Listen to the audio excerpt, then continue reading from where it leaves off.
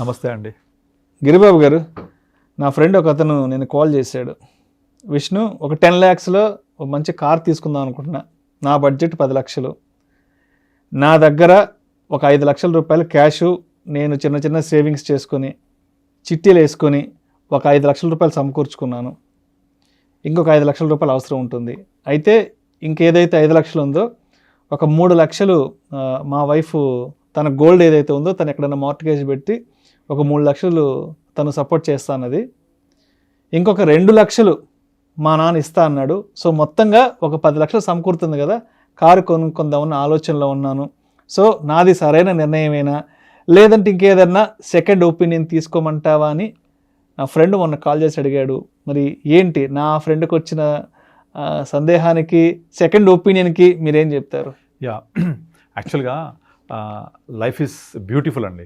ఈ బ్యూటిఫుల్ లైఫ్ని మనకున్న చిన్న చిన్న కోరికల్ని చంపుకోకుండా ఇలా తీర్చుకోవడం అనేది ఎంత మంచి ఆలోచన చెప్పండి. ఇందులో సెకండ్ థాట్ అవసరమే లేదు. హ్యాపీగా ఇంకా అదృష్టం ఏంటంటే తను ఒక 5 లక్షలు సమకూర్చుకోగలిగాడు చిన్న పొదుపు చేసి. వైఫ్ రెడీగా 3 లక్షలు హెల్ప్ చేస్తా అని చెప్తున్నారు. ఫాదర్ ఒక 2 lakhs ఇస్తున్నారు. 10 లక్షలు వచ్చాయి. అయితే ఈ కావాల్సిన 10 లక్షల కోసం పాపం ఇంత విధంగా మీ ఫ్రెండ్ పోగు చేసుకొని జమ చేసుకొని చేశాడు కదా. దీనికి ఇంకొక ఒక చిన్న టిప్ చెప్తాను. దానివల్ల తనకున్న కంఫర్ట్ జోన్ మిస్ అవ్వకుండా ఈ 10 లక్షల రూపాయలు ఖర్చు అయిపోకుండా కూడా చేసుకోవచ్చు. దానికి ఏం లేదు, కొంచెం కాంప్రమైజ్ అవ్వాలి. ఏంటంటే ఇప్పుడు సపోజ్ మనం ఇంతకుముందు ఒక వీడియో చేసాము. ఆ వీడియోలో మనం ఏం చెప్పాము, 50 లక్షలు తీసుకుని 50 లక్షలు ఉన్నాయి మీ దగ్గర ఫ్రెండ్ దగ్గర, అయిపోకుండా ఏం చేయాలి.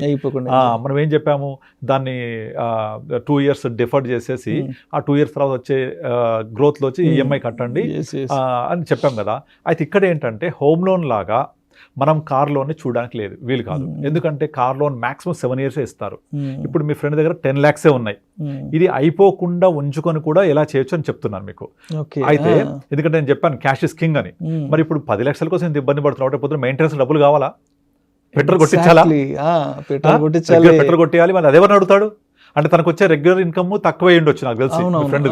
అందుకే అంటే తను కొంచెం ఇబ్బందుల్లో ఉన్నాడు కాబట్టి వాళ్ళ వైఫ్ కొంత గోల్డ్ మనకున్న కోరికను చంపుకోవద్దు కదా. తప్పకుండా ఇప్పుడు నేను యంగ్స్టర్స్ కలిసినప్పుడు చెప్తుంటారు కొంచెం సేవ్ చేయండి అంటే, మీరు ఎప్పుడు సేవ్ చేయమని చెప్తుంటారు, మేము ఎప్పుడు ఎంజాయ్ చేయాలి, ఎప్పుడు బుల్లెట్ కొనుక్కోవాలి. నా బుల్లెట్ అంటే చాలా ఇష్టం, అది 1,00,000 రూపాయలు ఉంటుంది, మైలేజ్ రాదు నాకు తెలుసు, 30 కూడా ఇవ్వదు, కానీ నాకు కోరిక బుల్లెట్ కొనుక్కోవాలి. iPhone 16 సెప్టెంబర్లో వస్తుంది, అది కొనుక్కోవాలి, ఇప్పుడు 1,50,000 అంటారు. So life is beautiful, enjoy the life. But అట్లానే మీ సేవింగ్స్ని కూడా అలా ప్లాన్ చేసుకోండి, 2 సమకూడతాయి. ఇప్పుడు మీ ఫ్రెండ్కి నేను ఒక విషయం చెప్పాను కదా. సో మీరు ఏంటి ఏంటంటే ఆ 10 లక్షల రూపాయలని మీరు రేపు పొద్దున అవసరమైన పెట్రోల్ కోసం కూడా వాడుకోవచ్చు. ఏంటంటే సింపుల్, ఏమీ లేదు, తన యొక్క కారు కొనాలని కోరికని ఒక 2 years వాయిదా ఇవ్వమనండి. 2 సంవత్సరాలు వాయిదా, ఓన్లీ 2 సంవత్సరాలు. ఈ 10 లక్షలు ఏం చేయమనండి, ఆ 2 years పాటు ఇన్వెస్ట్ చేయమని చెప్పండి మ్యూచువల్ ఫండ్స్లో. ఎట్ ద రేట్ ఆఫ్ 12% చొప్పున 2 years తర్వాత హీనపక్షంలో ఒక 25% పెరిగి ఉంటుంది. అది అంటే మీ 10 లక్షలు ఎంత అవుద్ది, 2.5 lakh అవుతుంది, రైట్. ఈ 2.5 lakh దగ్గర పెట్టుకొని 2 years తర్వాత ఒక కారు కొనుక్కోమనండి. 10 lakhs బడ్జెట్లో వచ్చేస్తుంది. ఆల్మోస్ట్ 95% లోన్ ఇస్తారు ఈ రోజుల్లో. ఇచ్చేస్తే మీ ఈఎంఐ 7 years పెట్టుకుంటే ఎంత ఉంటుంది ఈఎంఐ, 10 lakhsకి రఫ్లీ 25,000 అలా ఉంటుంది ఈఎంఐ. 25,000 ఉంటుంది 7 years పెట్టుకుంటే. ఆ 25,000 రూపాయలు కావాలి కదా. ఇప్పుడు ఇక్కడ 2.5 lakh పెరిగి ఉంది కదా మన దగ్గర, 10 + 2.5 lakh. అందులో నుంచి ఒక 2 years తర్వాత నుంచి ఎవ్రీ మంత్ ఒక 20,000, అక్కడ ఈఎంఐ 25 ఉంటుంది, 20,000 విత్డ్రా చేసుకొని ఈఎంఐ కడుతూ ఉండాలి. ఇంకొక 5,000 కావాలి కదా, తన జబ్బుల నుంచి పెట్టుకుంటూ ఉండాలి. సో అట్లా తనకు వచ్చే ఈ మంత్లీ ఇన్కమ్లో SWP సిస్టమాటిక్ విత్డ్రాల్ ప్లాన్లో నుంచి విత్డ్రా చేసుకుంటూ ఈఎంఐ కట్టుకుంటూ 7 years కంటిన్యూ చేయాలి. అయితే ఇక్కడ మంచి ఫండ్స్లో పెట్టుకుంటే 15% కూడా పెరుగుతాయి. 15% అంటే ఆల్మోస్ట్ 3 lakhs కూడా పెరుగుతుంది. 10 + 3 13 lakhs అవుతుంది. అందులోంచి 20,000 విత్డ్రా చేసుకుంటూ పోవాలి. విత్డ్రా చేసుకుంటూ పోతే 20,000 ఇక్కడ కార్పస్ చాలా వాలటాలిటీ తోటి కొంచెం తగ్గడానికి కూడా అవకాశం ఉంటుంది. బట్ ఉన్నా కూడా 2 years టైం ఇచ్చాడు కాబట్టి ఎంతవరకు తగ్గినా ఆ 3 lakhs అనేది అందులోంచి విత్డ్రా చేసుకుంటూ ఉంటాడు. 10 పెరుగుతూ ఉంటాయి. మళ్ళీ 1 year తర్వాత మళ్ళీ 10 lakhs 1.2 lakh అవుతుంది 12% చొప్పున, లేదా 15 అయితే 1.5 lakh అవుతుంది. మీరు మెల్లమెల్లగా కార్పస్ పెరుగుతూ ఉంటుంది. అందులోంచి విత్డ్రా చేసుకుంటూ ఈఎంఐ కట్టుకుంటూ వెళ్ళిపోతే ఆఫ్టర్ 7 years మీ 10 lakhs దాదాపుగా ఇంచుమించుగా 9-10 lakhs, అంటే కొంచెం తగ్గిన కార్పస్ మళ్ళీ 9-10 lakhs ఉంటాయి. 7 years అయిపోయిందా, కార్ సొంతం అయిపోయింది కదా, పెట్రోల్ కోసం కావాలంటే కూడా ఇందులోంచి ఎవ్రీ మంత్ సిస్టమేటిక్ విత్డ్రాయల్ లాగా ఒక 5,000 10,000 కార్ మెయింటెనెన్స్ కోసం విత్డ్రా చేసుకుంటూ వెళ్ళొచ్చు. దీనికి చేయాల్సింది ఏంటంటే ఇన్వెస్ట్ చేయగానే ఇమీడియట్లీ SWPకి వెళ్లకుండా, అంటే సిస్టమేటిక్ విత్డ్రాల్ పైన వెళ్లకుండా 2 years, ఇంకా కంఫర్ట్ జోన్ కావాలంటే 3 years పాటు డెఫర్ చేసుకొని 3 years తర్వాత మనకు సమకూరిన ఈ మొత్తంలో నుంచి విత్డ్రా చేసుకుంటూ వెళ్తూ ఉంటే కారు సొంతమైపోతుంది. కారు కావాల్సిన EMI ఇక్కడ నుంచి కట్టేసుకోవచ్చు. At the same time maintenance కూడా తీసుకోవచ్చు కావాలంటే ఇక్కడ నుంచి. ఎందుకు 3 years తర్వాత మీ కార్పస్ 10 lakhs ఇది అట్లీస్ట్ హీనపక్షంలో ఒక 4 lakhs పెరుగుతుంది కదా, 4.5 lakh అందులోంచి విత్డ్రా చేస్తూ ఉండాలి. మళ్ళీ ఎవ్రీ మంత్ కూడా పెరుగుతూ ఉంటుంది. ఇది ప్రాక్టికల్గా చాలా పాసిబుల్ కూడా. మనం డిస్కస్ చేసామా, కింద కామెంట్స్ పెడతారు, నేను కనుక ఎవ్రీ మంత్ 20,000 ఇస్తే నా కార్పస్ ఈరోడ్ అయిపోతుంది, తగ్గిపోతుందని. జరుగుద్ది. అందుకనే నేను డెఫర్ చేయమంటున్నాను. అంటే ఒక 2 years నుంచి 3 years టైం ఇస్తే మీ 10 lakhs పెరిగి ఉంటుంది కదా, ఒక 3 lakhs 4 lakhs పెరుగుద్ది కదా, ఆ పెరిగిన దాంట్లో నుంచి విత్డ్రా చేసుకుంటూ వెళ్ళాలి.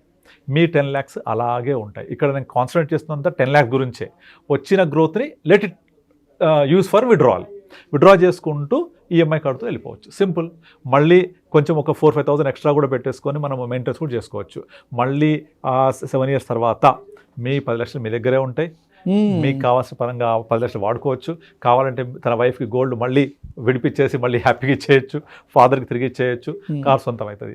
Practically this is possible.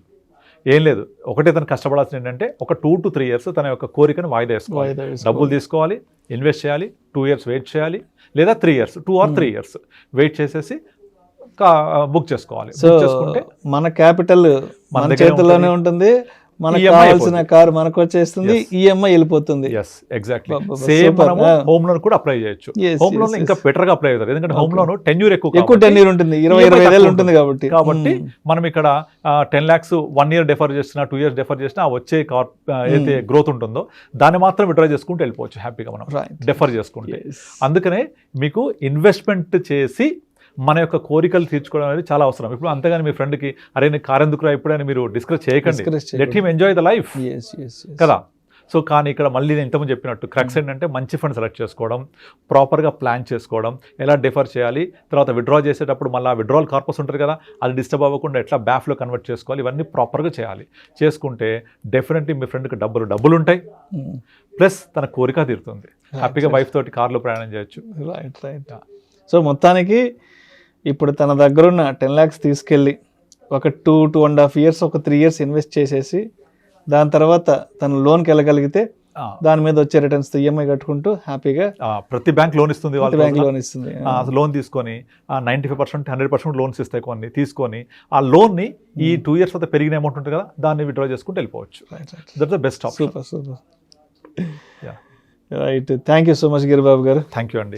చాలా మంచి సలహా ఇచ్చారు. ఎందుకంటే ఆ 10 lakhs సమకూర్చడానికి ఎంతో కష్టపడి ఉంటాడు. అంటే తను చెప్పాడు చిన్న చిన్న చిట్టీలు వేసుకొని నెలకు ఒక అమౌంట్ ఎంతో పెట్టుకొని చిట్టీలు వేసుకొని తెచ్చుకున్నాడు. మళ్ళీ వాళ్ళ వైఫ్ కూడా బంగారం తాకట్టు పెట్టి తను ఒక 3 lakhs వరకు సపోర్ట్ చేస్తున్నది. పాపం వాళ్ళ నాన్నగారు 2 lakhs ఇస్తాను, ఎందుకంటే ఆయన కూడా ఒక 60-65 ఏజ్లో ఉన్నాడు ఇప్పుడు, ఆయన కూడా 2 lakhs ఇస్తాను.